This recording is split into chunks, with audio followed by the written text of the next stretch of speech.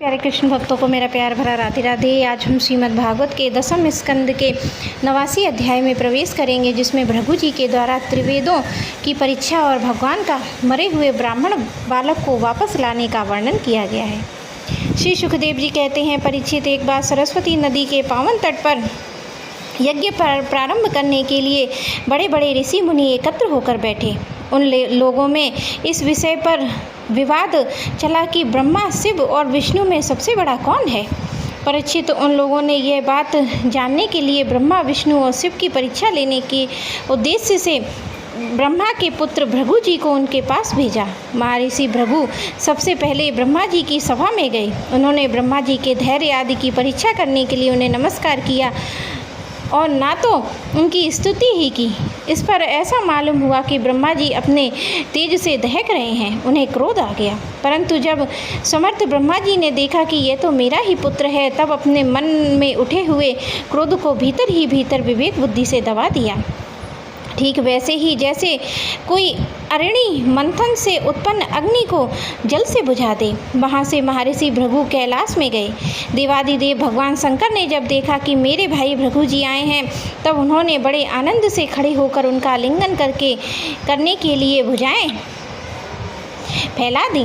परंतु महर्षि भृगु ने उनके आलिंगन का स्वीकार न किया और कहा, तुम लोक और वेद की मर्यादा का उल्लंघन करते हो, इसलिए मैं तुमसे नहीं मिलता। भृगु जी की यह बात सुनकर भगवान शंकर क्रोध के मारे तिलमिला उठे। उनकी आंखें चढ़ गईं। उन्होंने त्रिशूल उठाकर महर्षि भृगु को मारना चाहा, परंतु उसी समय भगवती सती ने उनके चरणों पर गिरकर बहुत अनय विनय की और किसी प्रकार उनका क्रोध शांत कर दिया। अब महर्षि भृगु जी भगवान विष्णु के निवास स्थान बैकुंठ में गए। उस समय भगवान विष्णु लक्ष्मी जी की गोद में अपना सिर रखकर लेटे हुए थे। भृगु जी ने जाकर उनके वृक्ष स्थल पर एक लात कसकर जमा दी और भक्तवत्सल भगवान विष्णु लक्ष्मी जी के साथ उठ बैठे और झटपट अपनी सैया से नीचे उतरकर मुनि को सिर झुकाकर प्रणाम किया। भगवान ने कहा, ब्राह्मण, आपका स्वागत है। आप भले पधारे। इस आसन पर बैठकर कुछ क्षण के लिए विश्राम कीजिए। प्रभु, मुझसे आपका शुभ आगमन का पता ना था, इसलिए मैं आपकी अगवानी ना कर सका। मेरे अपराध को क्षमा कीजिए। महामुने, आपके चरण कमल अत्यंत कोमल हैं। यूँ कहकर प्रभु जी के चरणों को भगवान ने अपने हाथों से सहलाने लगे और बोले, महर्ष, आपके चरणों का जल तीर्थों को भी तीर्थ बनाने वाला है। आप उससे वैकुंठ, मुझे और मेरे अंदर रहने वाले लोकपालों को पवित्र कीजिए। भगवान, आपके चरणों के स्पर्श से मेरे सारे पाप धुल गए हैं। आज मैं लक्ष्मी का एकमात्र आश्रय हो गया। अब आपके चरणों से चिन्हित मेरे वृक्ष स्थल पर लक्ष्मी सदा सर्वदा निवास करेगी। श्री सुखदेव जी कहते हैं, जब भगवान ने अत्यंत गंभीर वाणी ने इस प्रकार कहा, तब भृगु जी परम सुखी और तृप्त हो गए और भक्ति के उद्रेक से उनका गला भर आया और आंखों में आंसू छलक आए और वे चुप हो गए। परीक्षित, भृगु जी वहाँ से लौटकर ब्रह्मवादी मुनियों के सत्संग में आए और उन्हें ब्रह्मा, विष्णु भगवान के यहाँ जो कुछ अनुभव किया वह सब कह सुनाया। भृगु जी का अनुभव सुनकर सभी ऋषि मुनियों में बड़ा विस्मय हुआ। उनका संदेह दूर हो गया। तब वे भगवान विष्णु को सर्वश्रेष्ठ मानने लगे, क्योंकि वे शांति और अभय के उद्गम स्थान हैं। भगवान विष्णु ने ही साक्षात धर्म, ज्ञान, वैराग्य, 8 प्रकार के ऐश्वर्य और चित्त को शुद्ध करने वाला यश प्राप्त होता है। शांत, क्षमाचित, अकिंचन और सबको अभय देने वाले साधु मुनियों की वे एकमात्र परम गति हैं, ऐसा सारे शास्त्र कहते हैं। उनकी प्रिय मूर्ति सत्व और इष्ट देव हैं। ब्राह्मण, निष्काम, शांत और निपुण बुद्धि पुरुष उनका भजन करते हैं। भगवान की गुणमयी माया से राक्षस, असुर, देवता और उनकी ये तीन मूर्तियाँ बना दी हैं। इसमें सत्यमयी देव मूर्ति ही उनकी प्राप्ति का साधन है। वे स्वयं ही समस्त पुरुषार्थ स्वरूप हैं। श्री सुखदेव जी कहते हैं, परीक्षित, सरस्वती के तट से ऋषियों को अपने लिए ही नहीं, मनुष्यों का संशय मिटाने के लिए ऐसी युक्ति रची थी। पुरुषोत्तम भगवान के चरण कमलों की सेवा करके उन्होंने उनका परम पद प्राप्त कर लिया। सूत जी कहते हैं, शौनकादिक ऋषियों भगवान पुरुषोत्तम की ये कमनीय कीर्ति कथा जन्म मृत्यु स्वरूप संसार के भय को मिटा देने वाली है। यह व्यास नंदन भगवान श्री सुखदेव जी मुखार बिंदु से निकली हुई सुरभीमयी मधुमयी सुधाधार है। इस संसार के लंबे पथ का जो बटोही अपने कानों के दोनों से इसका निरंतर पान करता है उसकी सारी थकावट जो जगत में इधर उधर भटकने से होती है दूर हो जाती है। श्री सुखदेव जी कहते हैं, परीक्षित, एक दिन की बात है कि द्वारकापुरी में किसी ब्राह्मणी के गर्भ से एक पुत्र पैदा हुआ, परंतु वह उसी समय पृथ्वी का स्पर्श होते ही मर गया। ब्राह्मण और अपने बालक का मृत शरीर लेकर राजमहल के द्वार पर गया और वहाँ उसे रखकर अत्यंत आतुर और दुखी मन से विलाप करता हुआ ये कहने लगा, इसमें संदेह नहीं है कि ब्राह्मण द्रोही धूर्त कृपण विषयी राजा के कर्म दोष से ही मेरे बालक की मृत्यु हुई है। जो राजा हिंसापरायण दुशील अजितेंद्रीय होता है उसे राजा मानकर सेवा करने वाली प्रजा दरिद्री होकर दुख पर दुख भोगती रहती है। उसके सामने संकट पर संकट आते ही रहते हैं। परीक्षित, इसी प्रकार अपने दूसरे और तीसरे बालक को भी पैदा होते ही मर जाने पर वह ब्राह्मण लड़के की लाश राजमहल के दरवाजे पर डाल गया और वही बात कह गया। नवे बालक के मरने पर जब वह आया तब उस समय भगवान श्री कृष्ण के पास अर्जुन भी बैठे हुए थे। उन्होंने ब्राह्मण की बात सुनकर उनसे कहा, ब्राह्मण, आपके निवास स्थान द्वारका में कोई धनुषधारी क्षत्रिय नहीं है। क्या मालूम होता है कि ये द्वंसी ब्राह्मण है और प्रजा पालन का परित्याग करके किसी यज्ञ में बैठे हुए हैं, जिनके राज्य में धन, स्त्री और पुत्रों से विरक्त होकर ब्राह्मण दुखी होते हैं। वे क्षत्रिय नहीं हैं, क्षत्रिय के वेश में पेट पालने वाले नट हैं। उनका जीवन व्यर्थ है। भगवान, मैं समझता हूँ कि आप स्त्री पुरुष और अपने पुत्र की मृत्यु से दीन हो रहे हैं। मैं आपकी संतान की रक्षा करूँगा। यदि मैं अपनी प्रतिज्ञा पूरी ना कर सका तो आग में कूदकर जल मरूंगा और इस प्रकार मेरे पाप का प्रायश्चित हो जाएगा। ब्राह्मण ने कहा, अर्जुन, ये बलराम जी, भगवान श्री कृष्ण और धनुष शिरोमणि प्रद्युम्न अदिति योद्धा अनिरुद्ध भी जब मेरे बालकों की रक्षा करने में समर्थ नहीं है तो इन जगदीश्वरों के लिए यह काम करना कठिन हो रहा है। तब तुम इसे कैसे करना चाहते हो? सचमुच ये तुम्हारी मूर्खता है। हम तुम्हारी इस बात का बिल्कुल विश्वास नहीं करते हैं। अर्जुन ने कहा, ब्राह्मण, मैं बलराम श्री कृष्ण अथवा प्रद्युम्न नहीं हूँ, मैं अर्जुन हूँ, जिसका गांडीव नामक धनुष विश्वविख्यात है।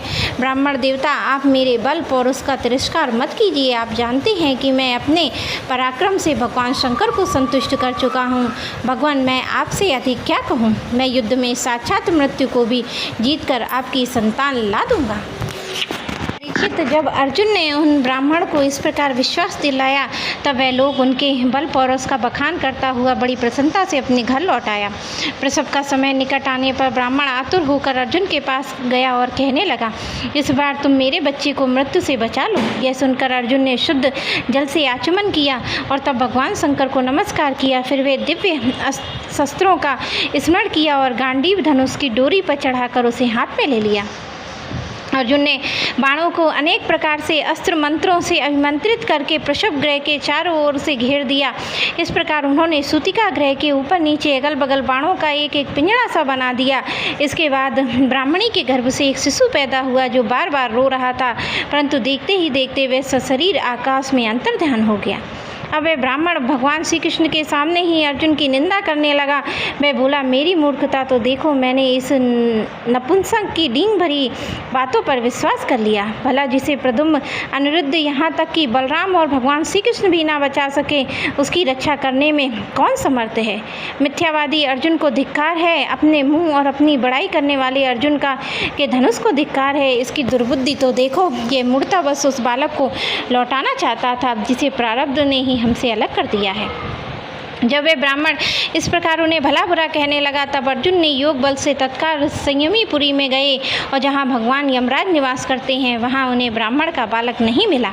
वे शस्त्र लेकर क्रमशः इंद्र, अग्नि, सोम, वायु, वरुण आदि की पुरियों में, अतलादि नीचे के लोकों में और स्वर्ग से ऊपर महलोक आदि अन्यान्य स्थान में गए, परंतु कहीं भी उन्हें ब्राह्मण का बालक ना मिला। उनकी प्रतिज्ञा पूरी ना हो सकी। अब वे अग्नि में प्रवेश करने का विचार किया, परंतु भगवान श्री कृष्ण ने उन्हें ऐसा करने में रोकते हुए कहा, भाई अर्जुन, तो अपने आप का तिरस्कार मत करो। मैं तुम्हें ब्राह्मण के सब बालक अभी दिखाई देता हूँ। आज जो लोग तुम्हारी निंदा कर रहे हैं वे ही फिर हम लोगों की निर्मल कीर्ति की स्थापना करेंगे। सर्वशक्तिमान भगवान श्री कृष्ण इस प्रकार समझा बुझाकर अर्जुन के साथ अपने दिव्य रथ पर सवार हुए और पश्चिम दिशा को प्रस्थान किया। उन्होंने 7 पर्वतों वाले 7 द्वीप, 7 समुद्रों, लोकपाल पर्वत को लांघकर घोर अंधकार में प्रवेश किया। परीक्षित, वह अंधकार इतना घोर था कि इसमें शैव्य, सुग्रीव, मेघपुष्प और बालकह नाम के 4 घोड़े अपना मार्ग भूलकर इधर उधर भटकने लगे। उन्हें कुछ सूझता ही नहीं था। योगेश्वर भी परमेश्वर भगवान श्री कृष्ण ने घोड़ों की यह दशा देखकर अपने सहस्त्र सूर्यों के समान तेजस्वी चक्र को आगे चलने की आज्ञा दी। सुदर्शन चक्र अपने ज्योतिर्मय तेज से भगवान के द्वारा उत्पन्न उस घने एवं महान अंधकार को चीरता हुआ मन के समान तीव्र गति से आगे आगे चला और उस समय वह ऐसा जान पड़ता मानो भगवान राम का बाण धनुष से छूटकर राक्षसों की सेना में प्रवेश कर रहा हो। इस प्रकार सुदर्शन चक्र के द्वारा बतलाए हुए मार्ग से रथ अंधकार की अंतिम सीमा पर पहुंचा और उस अंधकार के सर्वश्रेष्ठ पारवाह रहित व्यापक परम ज्योति जगमगा रही थी। उसे देखकर अर्जुन की आंखें चौंधी आ गईं और उन्होंने विवश होकर अपने नेत्र बंद कर लिए। इसके बाद भगवान रथ ने दिव्य जलराशि में प्रवेश किया। बड़ी तेज आंधी चलने के कारण उस जल में बड़ी बड़ी तरंगें उठ रही थी जो बहुत ही भली मालूम होती थी। वह एक सुंदर महल था। उसमें मणियों के सहस्त्र खंभे चमक रहे और उनकी शोभा बढ़ा रहे थे। उनके चारों ओर बड़ी उज्जवल ज्योति फैल रही थी। उसी महल में भगवान शेष जी विराजमान थे। उनका शरीर अत्यंत भयानक और अद्भुत था। उनके सहस्त्र सिर थे। प्रत्येक फन पर सुंदर मणि जगमगा रही थी। प्रत्येक सिर पर 2 नेत्र थे। वे बड़े ही भयंकर थे। उनका संपूर्ण शरीर कैलाश के समान श्वेत वर्ण था। गला तथा जीभ नीले रंग की थी। परीक्षित, अर्जुन ने देखा कि शेष भगवान की सुखमयी सैया पर सर्वव्यापक महान प्रभावशाली परम पुरुषोत्तम भगवान विराजमान है। उनके शरीर की कांति वर्षाकालीन मेघ के समान श्यामल है और अत्यंत सुंदर पीला वस्त्र धारण किए हुए हैं। मुख पर प्रसन्नता खेल रही है और बड़े बड़े नेत्रों से सुहावने लगते हैं। लंबी लंबी सुंदर 8 भुजाएं हैं। गले में कौस्तुभ मणि है। वृक्ष स्थल पर श्रीवत्स का चिन्ह है और घुटनों में वनमाला लटक रही है। अर्जुन ने देखा कि उनके नंद सुनंद आदि अपने पार्षद चक्र, सुदर्शन आदि अपने आप मूर्तिमान आयुध तथा पुष्टि सी कीर्ति और अजा से ये चारों शक्तियाँ संपूर्ण रिद्धियों और ब्रह्मादि लोकपालों के अधीश्वर भगवान की सेवा कर रही हैं। परीक्षित, भगवान श्री कृष्ण ने अपने ही स्वरूप श्री अनंत भगवान को प्रणाम किया और अर्जुन उनके दर्शन से कुछ भयभीत हो गए। श्री कृष्ण इसके बाद उन्होंने भी उनको प्रणाम किया। वे हाथ जोड़कर खड़े हो गए। अब ब्रह्मादि लोकपाल के स्वामी भूमा पुरुष ने मुस्कुराते हुए मधुर एवं गंभीर वाणी में कहा, श्री कृष्ण और अर्जुन, मैंने तुम दोनों को देखने के लिए ब्राह्मण के बालक अपने पास मांग लिए थे। तुम दोनों ही धर्म की रक्षा के लिए मेरी कलाओं के साथ पृथ्वी पर अवतार ग्रहण किया है। पृथ्वी के भार रूप दैत्यों का संहार करने के लिए शीघ्र से शीघ्र तुम लोगों ने फिर से मेरे पास लौट आओ। जब भगवान भूमा पुरुष ने श्री कृष्ण और अर्जुन को देखकर इस प्रकार आदेश किया, तब उन लोगों ने उसे स्वीकार करके उन्हें नमस्कार किया और बड़े आनंद के साथ ब्राह्मण बालकों को लेकर जिसमें रास्ते में जिस प्रकार आए थे उसी वैसे ही द्वारका में लौट आए। ब्राह्मण के अपने बालक अपनी आयु के अनुसार बड़े हो गए थे। उनका रूप आकृति वैसी ही थी जैसे उनके जन्म के समय थी। उन्हें भगवान श्री कृष्ण और अर्जुन ने उनके पिता को सौंप दिया और भगवान विष्णु के उस परम धाम को देखकर अर्जुन के आश्चर्य की सीमा न रही। उन्होंने ऐसा अनुभव किया कि जीवों में जो कुछ भी बल पौरुष है वह सब भगवान श्री कृष्ण की ही कृपा का फल है। परीक्षित, भगवान ने ऐसी अनेकों ऐश्वर्य और वीरता से परिपूर्ण लीलाएं की हैं। लोक दृष्टि में साधारण लोगों के समान सांसारिक विषयों का भोग किया है और बड़े बड़े महाराजाओं के समान श्रेष्ठ श्रेष्ठ यज्ञ किए हैं। भगवान श्री कृष्ण के आदर्श महापुरुषों सा आचरण करते हुए ब्राह्मण आदि समस्त प्रजा वर्गों के सारे मनोरथ पूर्ण किए, ठीक वैसे ही जैसे इंद्र प्रजा के लिए समयानुसार वर्षा करते हैं। उन्होंने बहुत से अधर्मी राजाओं को स्वयं मार डाला और बहुतों को अर्जुन आदि के द्वारा मरवा डाला। इस प्रकार धर्मराज युधिष्ठिर आदि धार्मिक राजाओं से उन्होंने अनायास ही सारी पृथ्वी को धर्म मर्यादा की स्थापना करा दी। मेरे प्यारे कृष्ण भक्तों को मेरा प्यार भरा राधे राधे।